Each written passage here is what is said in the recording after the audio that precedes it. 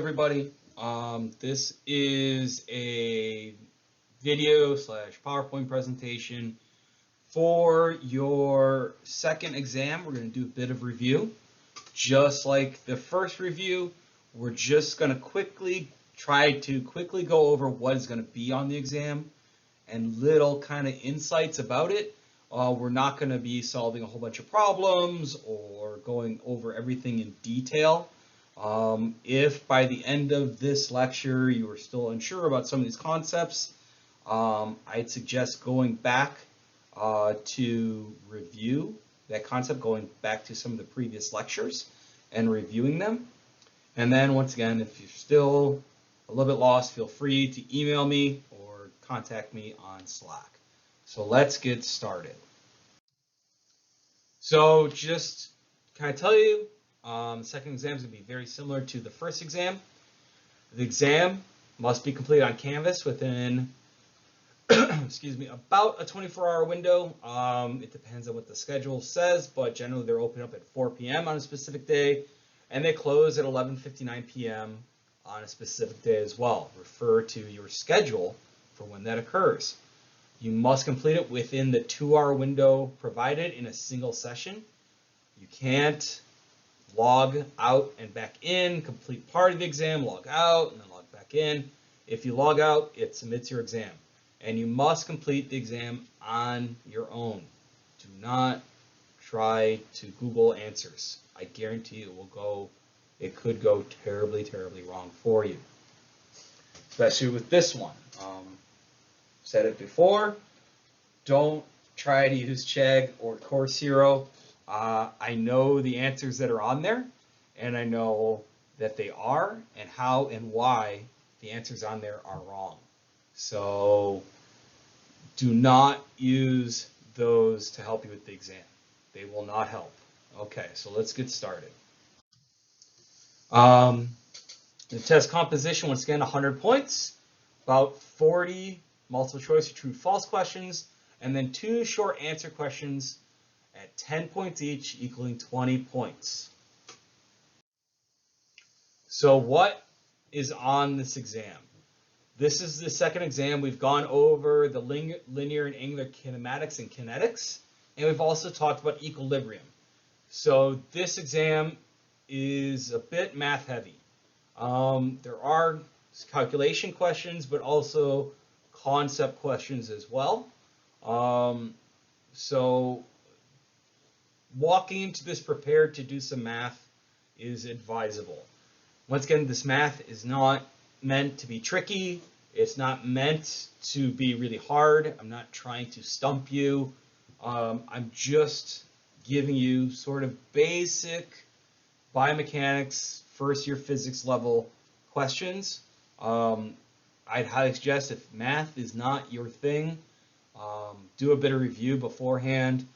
There's cheat sheets on Canvas. Feel free to use those. Not expecting you to memorize every equation under the sun, but you should know how to use the equations that are listed on the cheat sheet. There's a good chance you will use some of those. So for our linear kinetics, be able to describe what kinetics are. What's the difference between kinetics and kinematics? The concept of kinetics. What's force? Where does force come from? How does force change? How do we calculate force? What is mass? What is inertia? Is there a real difference between force and weight? What about pressure? What is moment of force? And how do we calculate it? And then impulse. Okay? What does impulse describe? And how could you calculate impulse? Also really important, what is ground reaction force? Why is that important? Remember, if we're standing on the ground's going to react. That's Newton's third law, is equal and opposite reactions. So be able to describe and use the concept of what ground reaction force is. And then how does it vary during gait and jumping? Think of, if you're looking at a graph of a force plate, there's going to be distinct peaks and valleys. If we're looking at that graph, a time series of force, what do those peaks and valleys indicate? And that was my phone. It just went off, and I apologize. Forgot to turn it on to silent. There we go. Okay, so some more linear kinetics. What are ways to increase friction in sports or physical activity? Why is friction important? Is it harder to overcome friction initially or continually? This is the difference between our static or kinetic friction. Be able to describe what momentum is and how it can be altered. The classic, if two people collide into each other at a certain velocity, they each have a certain velocity and mass, who would win? Calculate both of them, which one's bigger, which direction would it be going, what is impulse, how is it useful, and how are impulse and momentum related? Name some sporting events that take advantage of different types of impacts. We talked about that. Be able to explain work, power, and energy. There are some assignments on here that go just into that. Very important one is energy. We calculate when we're calculating potential or kinetic energy, or when we're measuring work, which is measured in joules, which you could convert to kilocalories. Same thing with power, is simply joules per second, which is watts, so you could technically calculate it in kilocalories per second. Is that physiological energy or mechanical energy, and are they equal? Remember, we're looking at mechanics here. If we wanted to determine chemical or physiological energy, we probably couldn't do that just through a mechanical analysis.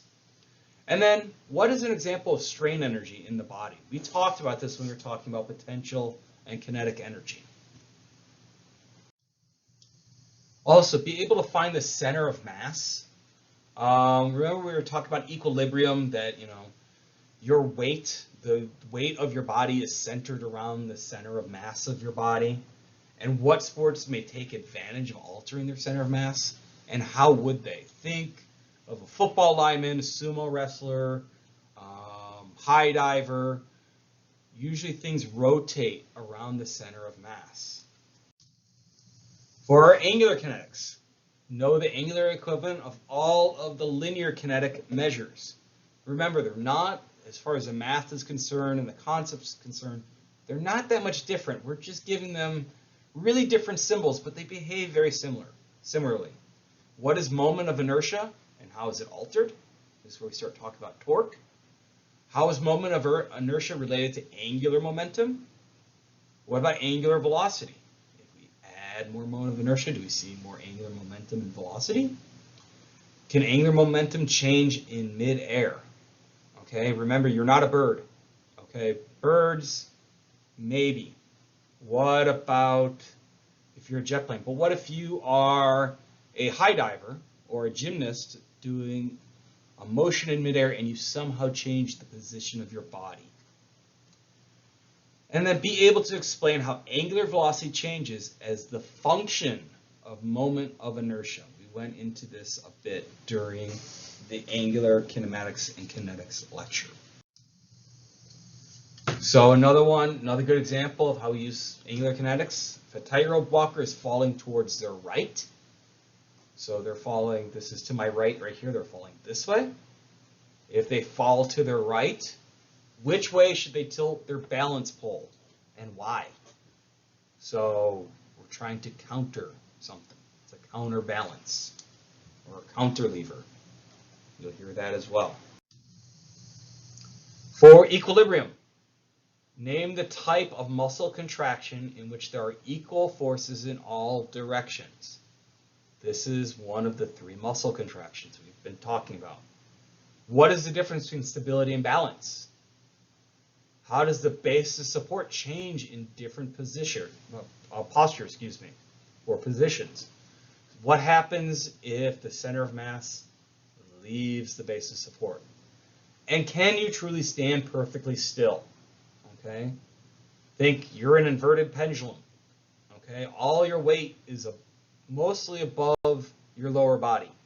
So you are basically a pyramid on the tip of the pyramid trying to stay still. Can you really stand perfectly still? And what is the relationship between center of mass and center of pressure? Generally, center of pressure chases the center of mass. For linear kinematics, what do kinematics describe? What's the difference between, again, difference in kinetics and kinematics? What is the difference between distance and displacement and speed and velocity? These are very important. How can you calculate acceleration? Is it a change in speed or is it a change in velocity? And how can these be used to analyze sports or any sort of physical activity? What does a positive acceleration mean? What about a negative acceleration or an acceleration of 0? There is an assignment on this that if you completed that, should be fairly obvious. Then what is the difference between a scalar and a vector? Remember, a scalar is just a magnitude. Scalar is speed.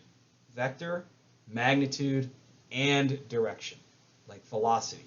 Something is going 3 meters per second up, 3 meters per second down, 3 meters per second to the east, to the west, whatever. It gives you a magnitude and direction. We talked about this a bit, but to get optimized horizontal distance or range of a projectile, what should the angle be? What about this launch speed or launch height? Same thing with vertical distance. Okay, we talked about that in the linear kinematics lecture as well. For our angular kinematics, this is the last slide. Know the angular equivalent of all linear kinematic measures. Same with the kinetics. They're not that much different. Okay, we're just, instead of looking at things in a straight line, we're looking at them in a circle or at an angle. What is the difference between relative and absolute angles? I told you that when we went into angular kinematics. And be able to describe the relationship between linear and angular motion. So,